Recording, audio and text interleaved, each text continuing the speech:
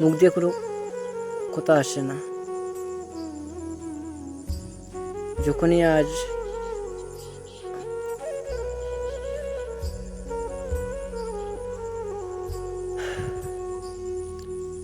কি বলবো কিছু ভেবে উঠতে পারছি না। যখনই আজ ফেসবুক ওপেন করলাম, ফেসবুক ওপেন করার সাথে সাথে এমন একটা খারাপ খবর দেখলাম যে মনটা পুরো খারাপ হয়ে গেছে। আজকের জন্য মনটা তো পুরো খারাপ হয়ে গেছে, কখন ঠিক হবে তা জানি না। আমার একজন অত্যন্ত প্রিয় ক্রিয়েটর দীপঙ্কর দীপদাস, ওনার কন্টেন্টগুলো আমার এত ভালো লাগতো, কি বলবো আমি। ফেসবুক ওপেন করে দেখলাম যে উনি আর আমাদের মধ্যে নেই,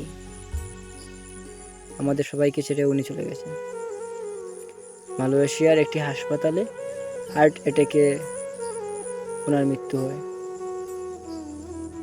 প্রথমে আমি দেখেছিলাম এটা ইনস্টাগ্রামে দেখার পরে আমার এটা বিশ্বাস হয়নি। আমি তারপর ভাবলাম যে ফেসবুকে গেলে নিশ্চয়ই আমি আসল খবরটা পেয়ে যাব।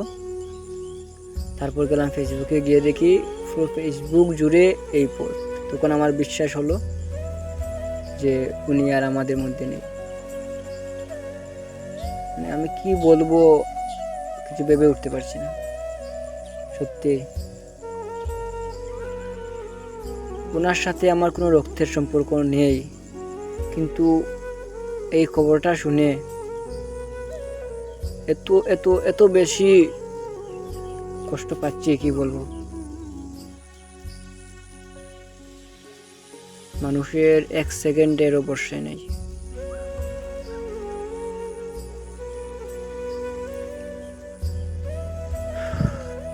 এটাই কামনা করি, আপনি যেখানে থাকবেন ভাই ভালো থাকবেন।